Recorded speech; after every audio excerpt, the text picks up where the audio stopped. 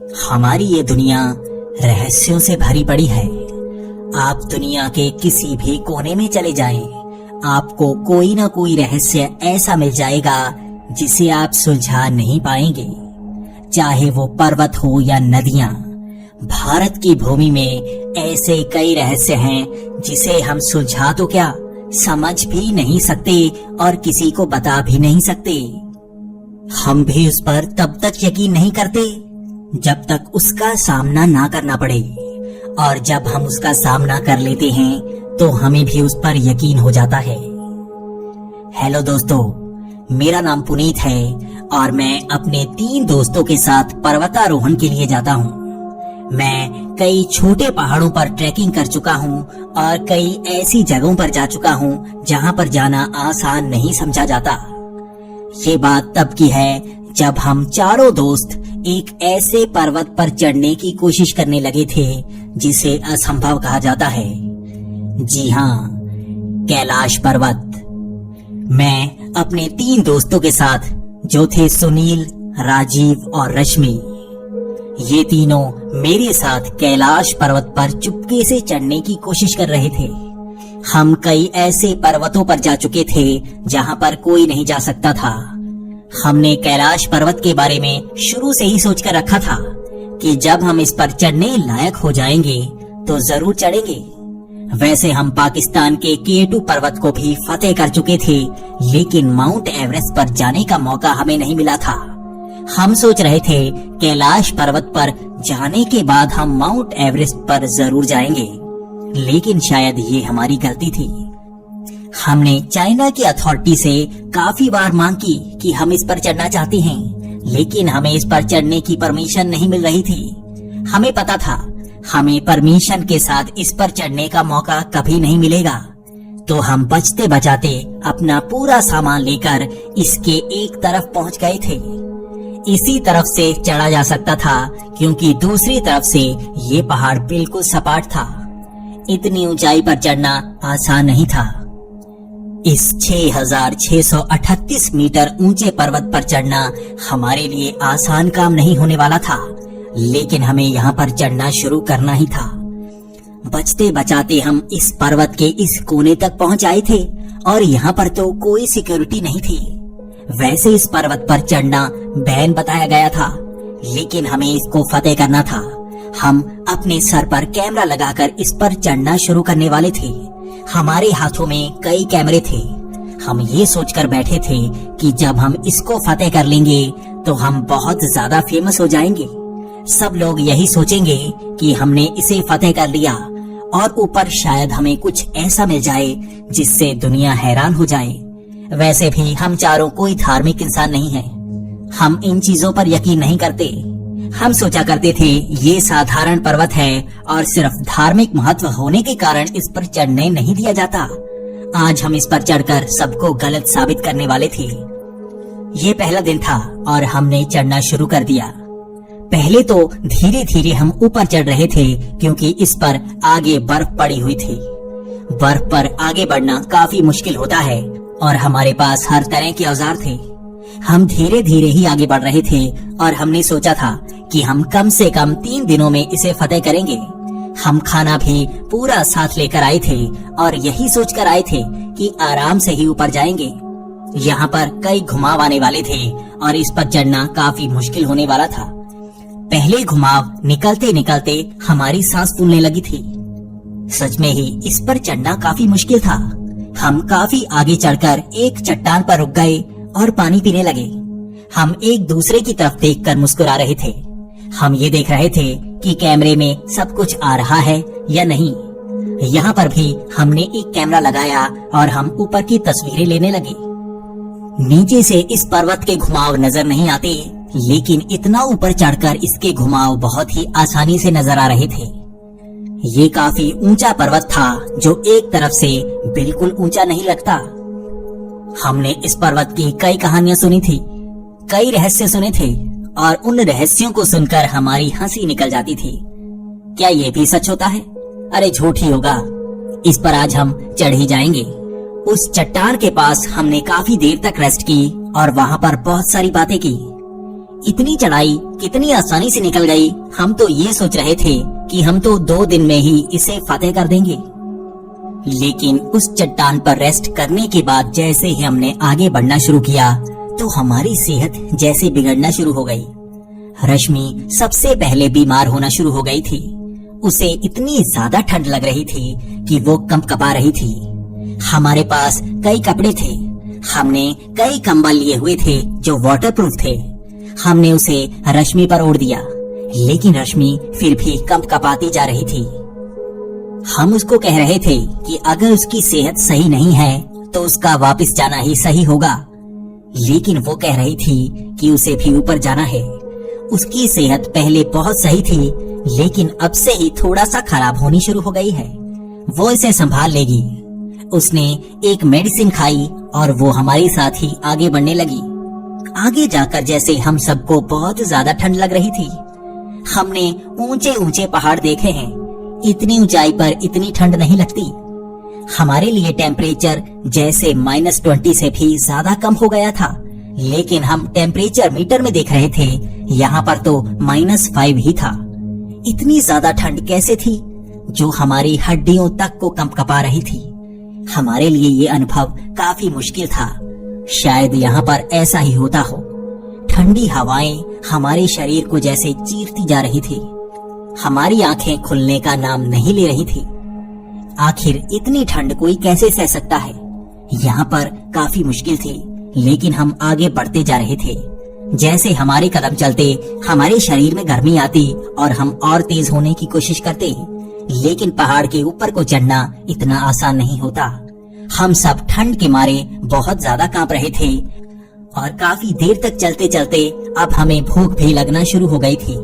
यहाँ पर रुकने की कोई जगह नहीं थी और हमें यही पता नहीं लग रहा था कि यहाँ पर हम रुके कहाँ पर। हमें ये भी पता नहीं था कि क्या यहाँ पर टेंट लगेगा। हमने यही सोचा हुआ था कि रात होने से पहले हमें सही जगह पर टेंट लगाना है, जहाँ पर ज्यादा हवा ना आती हो और ना ही वहाँ पर बर्फ गिरने का खतरा हो। भूस्खलन बर्फ पर बहुत ज्यादा होता है और जब ऊंचाई से बर्फ नीचे की तरफ आती है तो अपने साथ सबको बहा कर ले जाती है। हम ऐसी जगह पर नहीं रुकना चाहते थे जहाँ रात को बर्फ नीचे गिर सके। अगर हम ऐसी जगह पर फंस जाते तो यकीनन ही हम सब मरते। हमें एक चट्टान मिली जहाँ पर बर्फ नहीं थी। उसके बीच एक गुफा सी बनी हुई थी। हमें वो गुफा बहुत ही सही लगी। वो थोड़ी सी बर्फ को हटाने पर ही हमारे सामने आ गई थी। हमारे लिए वहाँ पर रुकने के लिए बहुत ही अच्छा प्रबंध था। हम वहाँ पर आराम कर सकते थे, लेकिन अभी ज्यादा देर नहीं हुई थी और हमें आगे जाना था। अब हमें एक ऐसा डिसीजन लेना था कि हम यहाँ पर रुकें या आगे जाएं।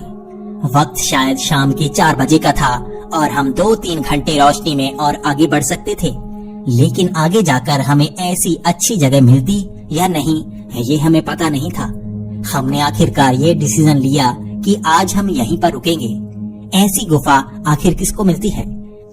अब ये डिसीजन लेने के बाद हमें गुफा के अंदर जाना था। जैसे ही हम उसके अंदर गए, उसके अंदर जैसे कई सारी कलाकृतियां की गई थी। वहाँ पर जैसे उकेरा गया था। पत्थरों को उकेर कर उन पर आकृतियां बनी हुई थी और ये आकृतियां जानी पहचानी लग रही थी। ये आकृतियां देवी देवताओं की थी, लेकिन काफी अलग। हमें किताबों में ऐसी आकृतियां देखने को नहीं मिलती। उस पर कई पुराणों की कहानियां उकेरी गई थी। उस पर हमने समुद्र मंथन की एक कलाकृति देखी। इसी के साथ इंद्रदेव के धरती पर आने की कलाकृति भी बनाई गई थी।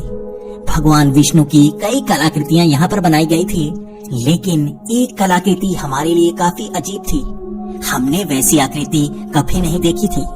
उसमें एक राक्षस कैलाश पर्वत पर चढ़ता हुआ बताया गया था। उसकी शक्तियां काफी ज्यादा थी, इसीलिए उसके आसपास कई छोटे छोटे बिंदु बनाए गए थे। देवताओं का उसके साथ युद्ध बताया गया था। वो राक्षस शायद कैलाश पर्वत के ऊपर चढ़ने की कोशिश कर रहा था और देवता शायद उसे रोकने की कोशिश कर रहे थे। उसकी शक्तियां काफी बड़ी दिख रही थी, इसीलिए सब देवता उस अकेले से लड़ रहे थे। उसके बाद वाली आकृति में वो राक्षस और भी ज्यादा शक्तिशाली बताया जा रहा था। उसके बाद सब देवता उसके आगे नतमस्तक दिख रहे थे। शायद उसने ऐसी शक्तियां पाली होगी कि देवताओं को भी हरा दिया होगा। लेकिन हमने ऐसी कथा किसी पुराण में नहीं सुनी थी। लेकिन उसके बाद वाली कलाकृति थोड़ी सी पहचानी लग रही थी। कैलाश पर्वत पर एक तीसरी आंख दिखाई दे रही थी, जिसकी शक्तियां उस राक्षस पर पड़ रही थी। वो राक्षस भस्म हो गया था और देवता फूल बरसा रहे थे। हमने ऐसी कथाएं पुराणों में बहुत बार सुनी थी। हम इस पर यकीन नहीं करते थे, लेकिन इतनी ऊपर ये कलाकृतियां नई नहीं लग रही थी। ये काफी प्राचीन लग रही थी। शायद इसके बारे में ज्यादा लोगों को नहीं पता हो। वैसे भी कैलाश पर्वत पर ऐसी गुफा में शायद ही कोई आया हो। इन आकृतियों में इस पर्वत को ऐसी शक्ति दिखाया गया है जिसके पार नहीं जाया जा सकता। उस राक्षस की अपार शक्तियों को भी तीसरी आंख ने भस्म कर दिया था। हमने भगवान शिव की कई कथाएं सुनी थी। शायद ये भगवान शिव ही होंगे जिन्होंने भस्म किया होगा। लेकिन उसमें भगवान शिव की आकृति नहीं दिखाई थी, बल्कि तीसरी आंख ही दिखाई थी। यकीनन ये भगवान शिव ही तो होंगे। हम इसी तरह से बातें कर रहे थे और उस गुफा में आग जलाकर रात होने का इंतजार कर रहे थे। हमने हर आकृति की तस्वीर ली। यकीनन ये भी तो कीमती हैं। शायद ये काफी हजार साल पुरानी कलाकृतियां हों। शायद ये बहुत ज्यादा प्रचलित हो जाएं। ये हमारे लिए फायदे का ही सौदा था। हमने उस गुफा की पूरी वीडियो बना ली थी और वहां पर ही सोने का इंतजार कर रहे थे। धीरे धीरे एक एक करके शायद हम सबको नींद आ गई। अगली सुबह जब रोशनी पड़ी तभी हमारी आंख खुली और अब हम बाहर जाने का इंतजार कर रहे थे। रात को भी हम उन्हीं कपड़ों में वैसे ही सो गए थे ताकि सुबह जल्दी ही आगे बढ़ पाएं। वैसे भी हमारे जूते गीले नहीं हुए थे। आज हमें आगे बढ़ना था और हम जैसे ही उस गुफा से बाहर निकले तो हमारे पैर और हाथ दर्द कर रहे थे।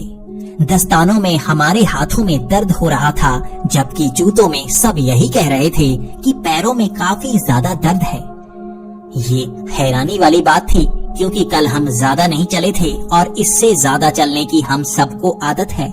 लेकिन आज पैर इस तरह से नजर आ रहे हैं जैसे आगे कुछ बड़ा हुआ है। हमारे पैर नाखूनों से दर्द कर रहे थे, जैसे उनकी चोट किसी पत्थर से हुई हो। ये थोड़ा अलग था। हम सब ने उसी गुफा में रुककर थोड़ा सा चेक करने की कोशिश की। हम सब ने अपने जूते निकाले तो हम सबके होश उड़ गए। हम सबके नाखून 2 से 3 इंच तक बड़े हुए थे और वो मुड़े हुए थे। एक रात में 3 इंच तक नाखूनों का बढ़ना कोई आम बात नहीं है। ये हमारे लिए कुछ नया था। इस पर्वत पर ऐसा हमने पहले भी सुना था, लेकिन हम इस पर यकीन नहीं करते थे। हमारी आंखों के सामने सबूत था। हम सबके नाखून हाथों और पैरों से इतने ज्यादा बड़े हुए थे जैसे बहुत समय निकल गया हो। लेकिन हमने घड़ी चेक की तो सिर्फ एक ही रात तो निकली थी। यकीनन हम इतना ही तो सोए थे, लेकिन नाखून इतने ज्यादा बड़े हुए थे कि हम सब हैरान थे। हमारे बाल भी काफी ज्यादा बढ़ चुके थे और मैंने देखा मेरी दाढ़ी भी काफी बड़ी हुई थी। हम सब ऐसे लग रहे थे जैसे बहुत दिनों से इस पर्वत पर हों, लेकिन ये सिर्फ एक ही दिन में हो गया था। हम जानते थे ये पर्वत साधारण नहीं है और हमें अब आगे बढ़ना था। अब यहाँ पर चढ़ाई काफी तीखी थी और हमें भी धीरे धीरे आगे बढ़ना था। लेकिन आज सबसे ज्यादा परेशानी तो रश्मि को हो रही थी। वो ज्यादा बीमार लग रही थी। उसका चलना बहुत मुश्किल लग रहा था और वो बार बार रुक कर बैठ रही थी। वो बार बार कह रही थी, इस पर्वत पर चढ़ना मेरे लिए आसान नहीं होगा। उसका हम जैसे ही टेम्परेचर चेक करते तो वो साधारण ही आता, लेकिन वो कहती कि मैं बीमार हूँ, मुझे ठंड लग रही है और चढ़ना बहुत मुश्किल है। हमें पता था वो आगे नहीं बढ़ सकती। जब हमारी हिम्मत टूट जाती है तो हमें रुकना पड़ता है। हमारे साथ ऐसा कई पर्वतों पर हो चुका था। जब हमारी हिम्मत टूट जाती तो हम वहाँ से वापस आ जाते और जो ऊपर चढ़ना चाहता वो जा सकता था। रश्मि को वापस मुड़ना था और वापस जाना ज्यादा मुश्किल नहीं होता, सिर्फ ऊपर चढ़ना मुश्किल होता है। रश्मि अकेली वापस जा रही थी और नीचे एक और टीम थी जो हमारी सेहत का ध्यान रखती। ये 2 लोग थे जो हमने इसीलिए रखे हुए थे ताकि जब भी कोई वापस आए तो उसे मेडिकल इमरजेंसी में भेजा जाए, उसकी सेहत का ध्यान रखा जाए, लेकिन इस बात को भी गुप्त रखा जाए। रश्मि वापस जा रही थी और अब हम 3 उस पर्वत को फतेह करने की जिद लिए आगे बढ़ते जा रहे थे। आज हमें भी काफी मुश्किल हो रही थी। ये ऊंचाई ज्यादा नहीं थी, लेकिन हमें सांस लेने में परेशानी होने लगी थी। हम जानते थे पर्वतों पर सांस लेना मुश्किल होता है, यहाँ पर ऑक्सीजन की काफी कमी होती है, लेकिन सांस इतनी फूलेगी हमें नहीं पता था। यही तो कारण होता है कि इतनी ऊंचाई पर इतनी आसानी से नहीं चढ़ा जाता। सांस फूलती है और ऑक्सीजन आपके फेफड़ों में नहीं पहुंचती, आपको जोर लगाने में मुश्किल होती है, आप कदम भी बड़े बड़े नहीं भर सकते और आप अपनी पूरी शक्ति नहीं लगा सकते, क्योंकि आपकी सांस ज्यादा फूलेगी और आप सांस नहीं ले पाओगे। ऐसा एहसास होगा जैसे किसी ने आपका गला घोंटा हो। हम इसी तरह से घुटे हुए गले लेकर आगे बढ़ रहे थे। सांस मुश्किल से आ रही थी, लेकिन हमें आगे बढ़ना था। हम अब एक जगह पर रुक गए थे जहाँ पर हमें खाना खाना था। यहाँ हमने अपना खाना खोला तो हम सब हैरान। सारा खाना सड़ा हुआ था, लेकिन उसमें कीड़े नहीं पड़े हुए थे, जैसे वो बहुत पुराना खाना हो। वो खाना इस तरह से सड़ गया था कि दुर्गंध मार रहा था। हमने हर डिब्बे को खोला, हमने हर बने हुए खाने को देखा, लेकिन वो खाने लायक नहीं था। ये काफी अलग सा था। हर तरह का खाना सड़ चुका था, सिवाय सब्जियों और फलों के। जैसे कुदरत अपनी चीजों को बचा रही थी और बना हुआ सारा खाना जैसे खराब हो चुका था। आखिर कैसे वो फल सब्जियां भी तो उसी समय के थे जिसके वो बनी हुई चीजें खराब हो चुकी थी और ताजी चीजें वैसी की वैसी ही थी। हम भी वैसे ताजा चीजों को ज्यादा लेकर आए थे, इसीलिए परेशानी नहीं हो रही थी, लेकिन हमारे स्वभाव हमें ज्यादा परेशान कर रहे थे। सुनील बार बार अपनी बीवी को याद कर रहा था। उसे ऐसा लग रहा था जैसे उसके साथ कुछ न कुछ बुरा होने वाला है। वो हर 5 मिनट में यही कह रहा था, क्या हम वापस पहुंच पाएंगे? क्या मैं अपने परिवार को मिल पाऊंगा? उसकी बातें हमें मायूस कर रही थी, लेकिन ये इतना खतरनाक पहाड़ थोड़ी ना है। हम यहाँ पर जिंदा ही जाएंगे और जिंदा ही आएंगे।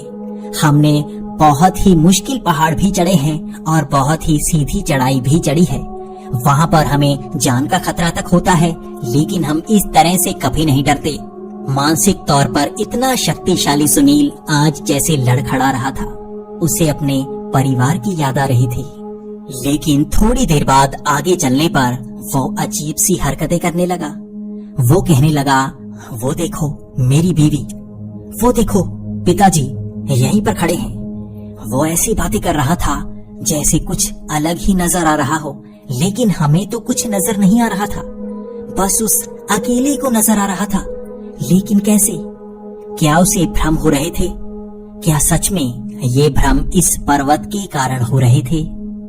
काफी देर तक ऐसे ही करने के बाद हम जान गए थे, सुनील अब आगे नहीं जा सकता। मुझे और राजन को ही आगे जाना होगा। सुनील तो वहाँ बैठे बैठे रोई जा रहा था। वो बार बार कह रहा था कि वो वापस नहीं पहुँच पाएगा और उसकी जान यहीं पर जाएगी। वो भगवान को याद कर रहा था। तब हमने महसूस किया उसे साथ नहीं ले जाना चाहिए। हमने उसे वापस ही भेज दिया और उसको ज्यादा खाना दे दिया ताकि वो ज्यादा घबराए ना। वो पीछे की तरफ जा रहा था और हम वहीं पर बैठे पानी पी रहे थे और उसको जाते हुए देख रहे थे। एक घुमाव के पार वो जैसे ही पहुंचा, अब हमें आगे पहुंचना था, हमें आगे चलना था। हम जानते थे वो धीरे धीरे नीचे पहुंच ही जाएगा। राजन की नजरें मुझ पर थी और मैं राजन को देख रहा था। हम जानते थे ये चढ़ाई आसान नहीं होने वाली। हमारे 2 खिलाड़ी इस चढ़ाई से वापस जा चुके हैं और अब हम दोनों की हिम्मत का इम्तिहान था। क्या हम इस पर चढ़ सकते थे? क्या आज हम इसे फतेह कर सकते थे? हमारी आंखों में वो आग थी जो इस पर्वत को फतेह किए बिना ठंडी नहीं होने वाली थी। मैं और राजन आगे की तरफ बढ़ते जा रहे थे।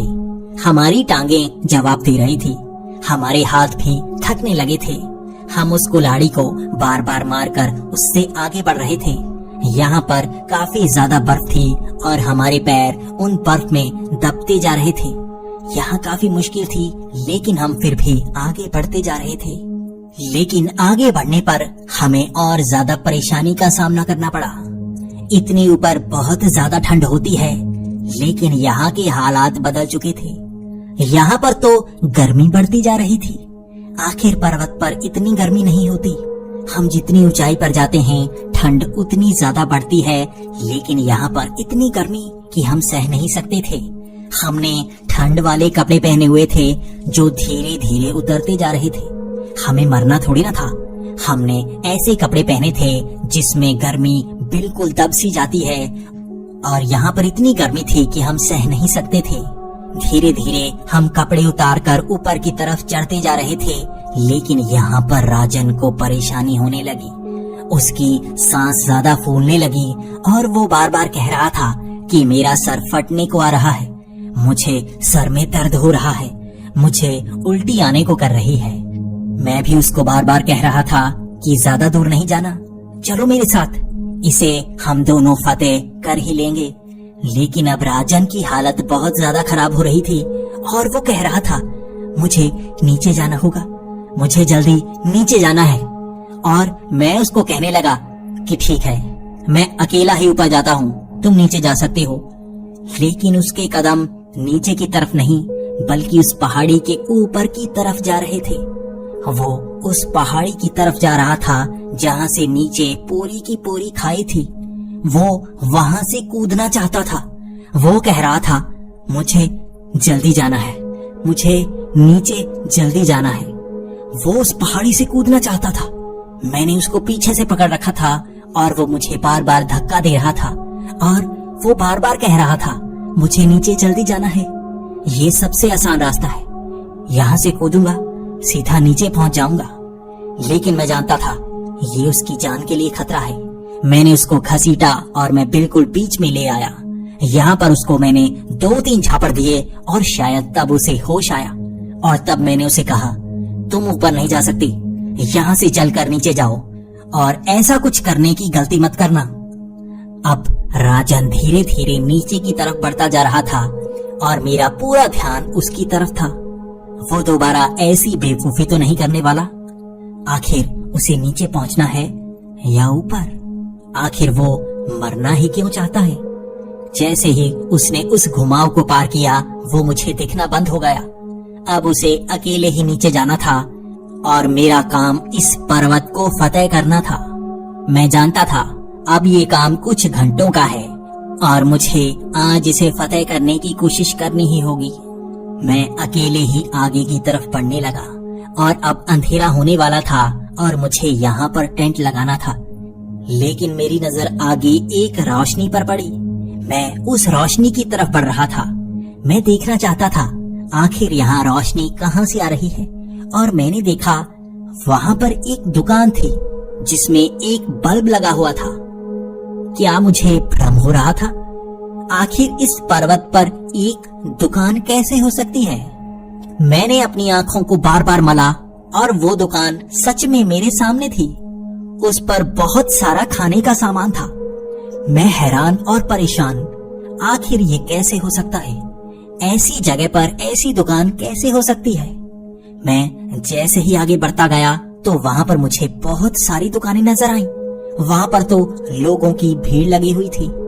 मैं हैरान और परेशान, क्या यहाँ पर लोग पहुंच जाते हैं? लेकिन कैसे? ये लोग कहाँ से आए हैं? मेरी हैरानी का कोई सबब नहीं था। मेरी हैरानी बढ़ती जा रही थी और मैं उन दुकानों को देखता जा रहा था। मैं उन दुकानों को पहचानता था। ये तो शिमला के माल रोड की दुकानें हैं और मुझे माल रोड पूरा का पूरा नजर आ रहा था।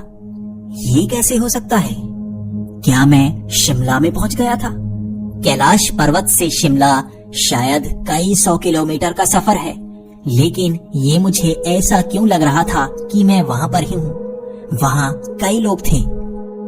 मैंने यहाँ लोगों को जैसे ही बुलाने की कोशिश की तो किसी का ध्यान मुझ पर नहीं था। मेरी तरफ कोई देख ही नहीं रहा था, जैसे मेरा कोई अस्तित्व नहीं हो।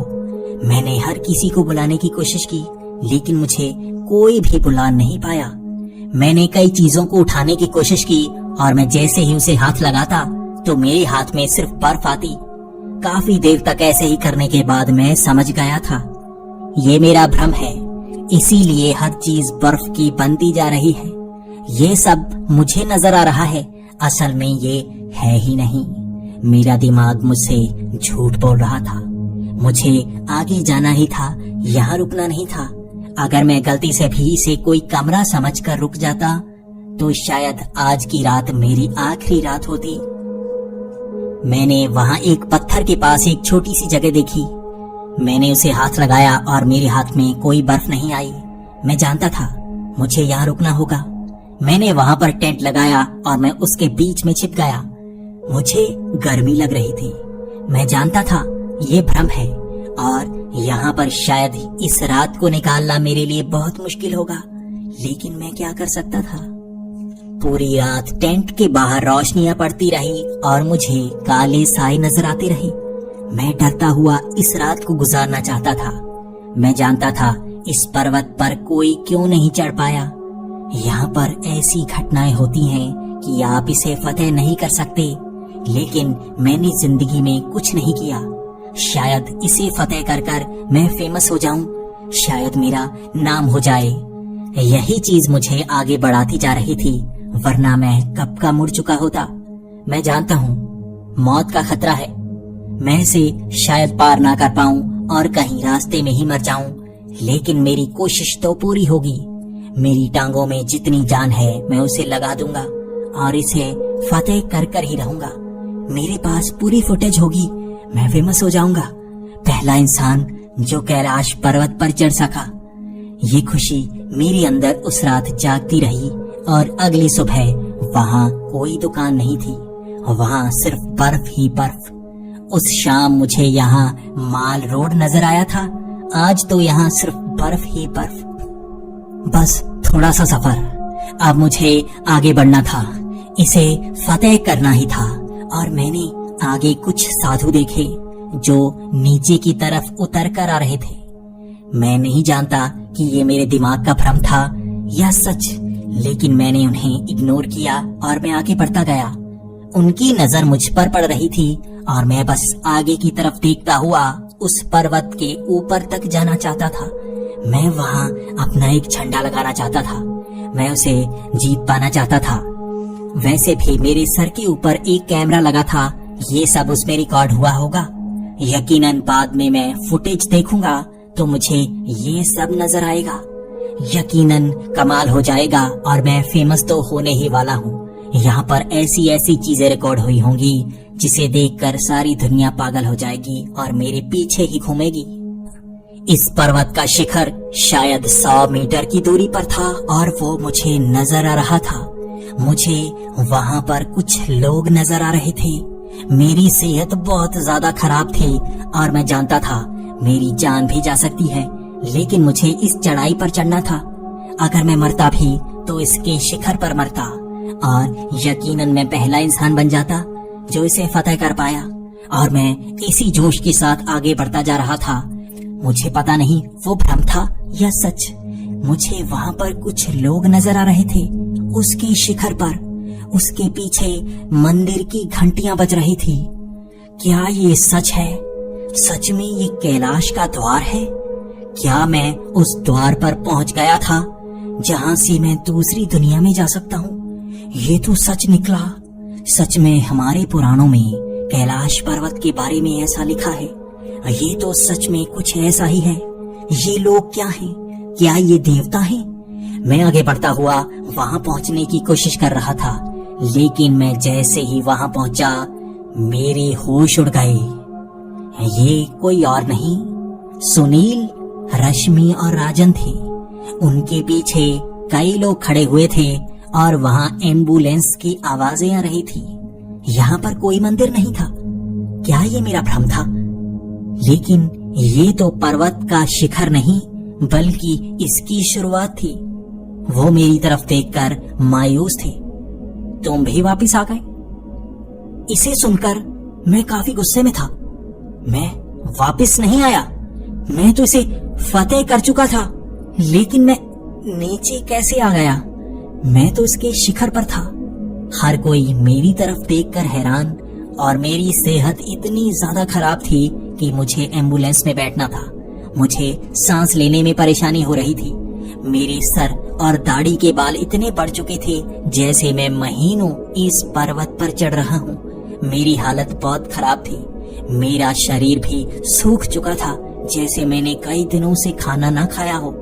उस एम्बुलेंस में मुझे एक अस्पताल में ले जाया गया और 2 दिन तक मुझे बिल्कुल अलग रखा गया।